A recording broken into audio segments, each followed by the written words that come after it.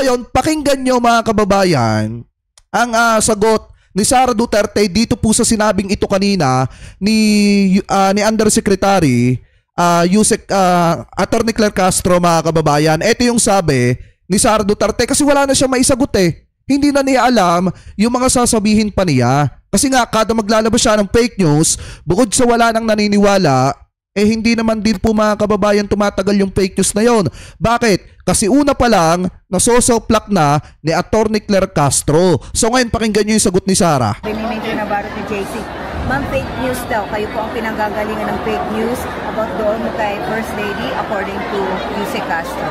About doon sa drugs, nakasama siya sa police report dahil nandito na rin siya sa Pilipinas bago pa raw po ipa-arresto si Presidente Duterte. Okay. Yung sa nangyari na... Opo, kayo daw pong fake news sa your sources. Sige. Oo. Lagi ko naman na sinasabi, no? Huwag na tayo makinig kay Claire Castro. Bakit mo sasabihin ngayon na huwag makinig kay Attorney Claire Castro? Bakit? Dahil nasosopla ka. Hindi umuobra yung mga fake news ninyo, ng grupo ninyo. Hindi umuobra yung mga pag-atake ng troll farm ninyo. Kasi biruin nyo mga kababayan eto po kasi nga mga sinabi ni Sara Duterte na accusation kay First Lady Lisa Marcos, sinagot po yan ni Attorney Claire Castro na may ebidensya.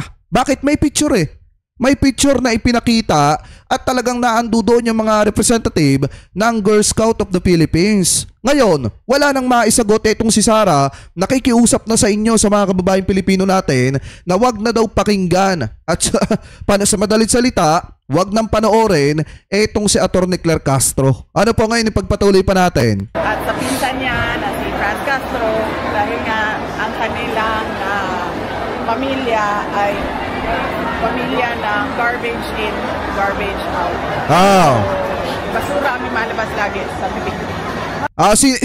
Sino ba ang Vice Presidente na naglalabas ng basura sa bibig? Di ba si Sara? Yung ba namang umakyat ka sa lungsod ng Maynila, sa entablado ng lungsod ng Maynila, magkalat ka doon, mangalipusta ka ng isang pastor, lait-laitin mo yung mga congressman doon, di ba basura yon? Hindi, ito pa yung pinaka nakakahiya dito. Vice Presidente siya ng Republika ng Pilipinas, ang lumalabas sa bibig po niya puro basura. Kasi biruin mo, Vice Presidente ka, dapat huwaran ka.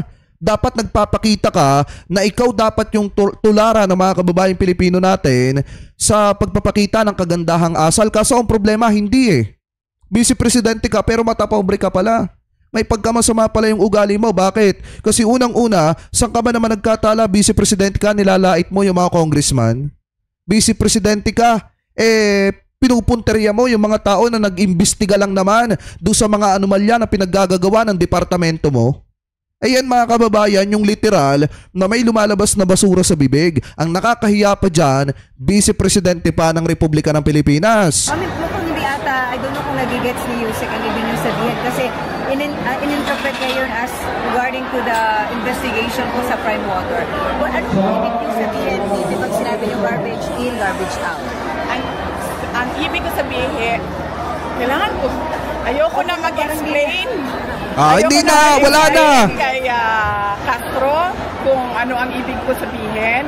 Kapag hindi niya naintindihan, ay kasalanan niya yon at wala akong obligasyon na mag-explain sa kanya. Wala na. Hindi na niya kayang ipaliwanag. Wala Bista daw yung fake news niya. Ano ba yung sinasabi niya? Kaya daw inaresto yung kanyang kaya daw nagkaroon ng video. Yung kanyang kapatid, kaya daw may mga tanim kaso kasi paraan daw ng gobyerno yon para pagtakpan yung mga issue ngayon. At kaya daw naaresto yung kanyang tatay kasi paraan daw po yun ng gobyerno para pagtakpan yung pagkakasangkot ni First Lady sa ipinagbabawal na bato issue na kung saan may binawian ng buhay na isa sa mga kasamahan niya sa kwarto. Kaya naging dahilan yan para ma-detain sa ibang bansa itong si First Lady. Ngayon, nung sinoplak ni Attorney Claire Castro, wala na siyang masabi at hindi na po niya kayang ipaliwanag yung mga sinasabi po niya. At take note mga kababayan merong isang Vice Presidente na sinusubukang umakyat sa entablado ng Bacolod kaso ang problema, napahiya lang ata. Napahiya lang ata mga kababayan. Sa bagay, sino ba naman ang papayag na paakyatin ito sa isang lungsod matapos gumawa ng hindi mga kaaya-ayang gawain. Tapos ang problema pa mga kababayan, aakyat nga sa entablado ng isang lungsod, magsasalita ng kung ano-ano. Sino ba mga tao matutuwang makinig dyan? Syempre wala. Last question, Mr. Manay. Kulong po, bakit daw sinisisi ang administration ng bakit Congressman Duterte, managot na lang daw ang dapat managot? O kaya nga, sabi ko naman wala, sinabi ko na yun sabi ko, yung kay PRD, kaya gawin yun ng mga abogado, yung sa aking impeachment, nasa mga abogado na rin yun. At malamang yung kaso ni Congressman Pulong Duterte ay nasa mga abogado na rin yun. Pero yung timing ng ginagawa nila at yung pattern na ginagawa nila sa pamilya namin galing sa administration ay hindi siya lost sa mga kababayan natin na nanonood. Nakikita nila kung ano yung pagnigipit at pang-aapi na ginagawa nila sa kanilang mga kalaban sa politika para tabunan o koberan yung mga kakulangan. Hindi, ang tanong kasi mga kababayan dito, bakit nananakit ng tao etong si Paulo Duterte? Yan ang tanong dyan. Hindi yung mga ganito yung isasagot niya na napakalayo naman kasi ng sagot mga kababayan.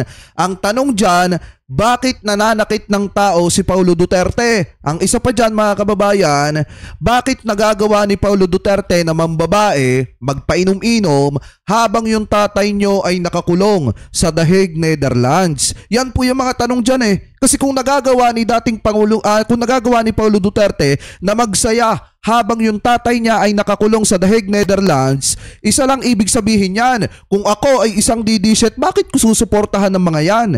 Kung sila nga mismo, yung mga anak nga nila mismo, hindi naaawa sa tatay nila, bakit ako maaawa sa sinusuportahan ko? Di ba mga kababayan, yan yung mga katanungan dyan na dapat sinasagot ng mga anak ni Digong.